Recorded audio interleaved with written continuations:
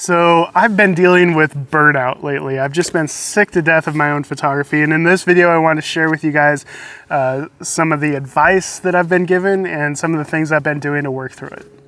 So I'm absolutely sick to death of my own photography lately. I've been really just kind of bummed out and depressed about, my work. I feel like basically I've been traveling around and taking the exact same photo in different places.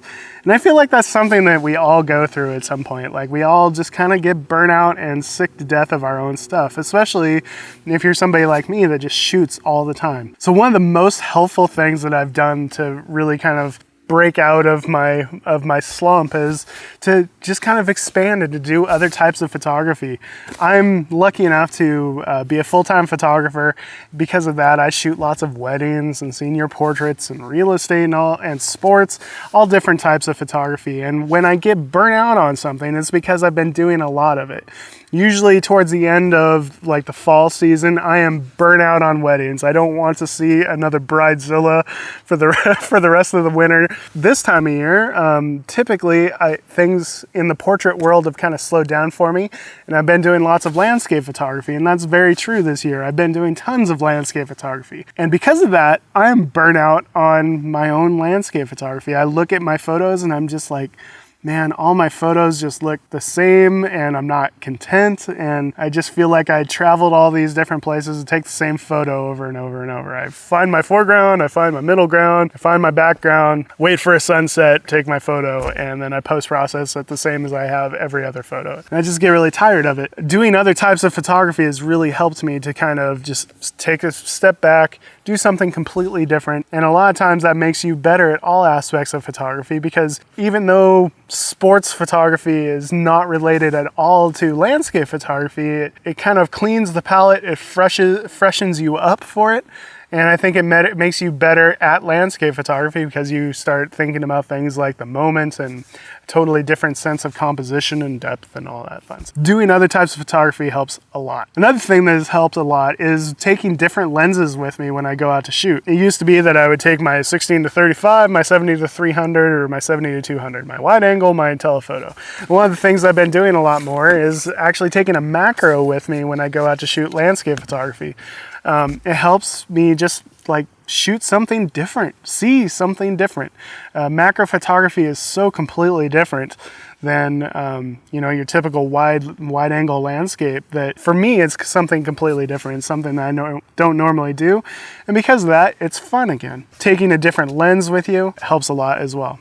Probably not the most cost-effective tip, but one of the things that's helped me is just getting a new toy. Photographers in general, we're kind of like big kids buying toys and collecting toys, and photography is a very expensive hobby. For me, my new toy has been the DJI Mavic Pro. I love having a small drone that I can actually put in the camera bag, take with me to shoots, and it's so fresh and fun to go to a place that I've shot before and to shoot it in a completely new way. It just opens up so many new compositional possibilities, and I love that with the Mavic Pro you can shoot in vertical orientation, then you can shoot panoramas. So panoramas have been kind of my new fun thing that I've been exploring with drones. But just a new toy can make you see differently, it can make it fun for you again, and a lot of times when you are having fun, that's when you're being creative, and it very much helps with burnout to just have fun again, because a lot of times when you're experiencing burnout, it's because you're not having fun anymore. And a new toy can help that. Probably the most useful tip that I've gotten, and one that has helped me the most these last couple weeks, actually came from Erin Bobnick. Awesome photographer, you should check her out. And what she said is to focus more on input rather than output.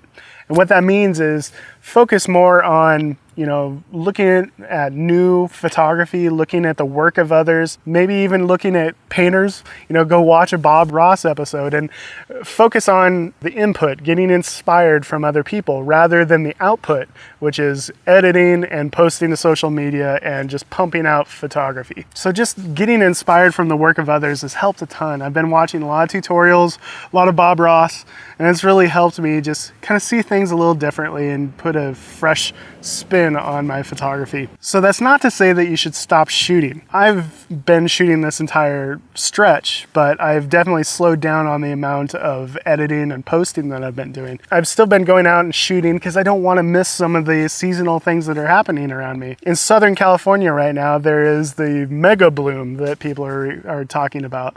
And basically it's just a massive wildflower bloom that is happening in Southern California. If you live in California, you got to go check out, I think it's the Carrizo, is that right? Carrizo Plains.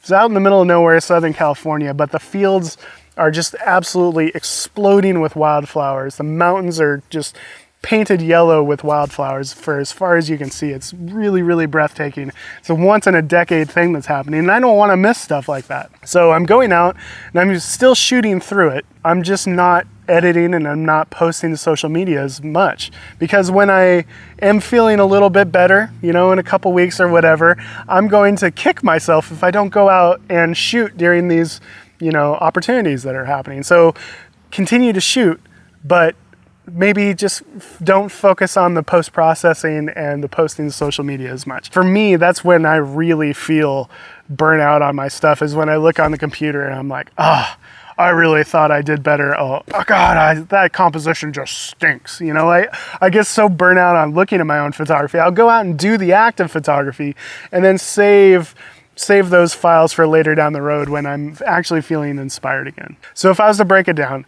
take new equipment out when you shoot. If you have expendable income, buy a new toy, something that's going to give you a different perspective. Maybe it's a telephoto lens, maybe it's a super wide angle lens, maybe it's a drone, whatever. A new toy can help.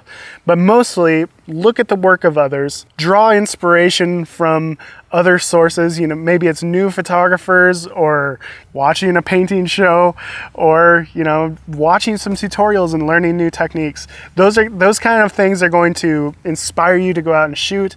And hopefully when the time comes that you get to post-process those new shots, maybe you'll approach it with a fresh set of eyes.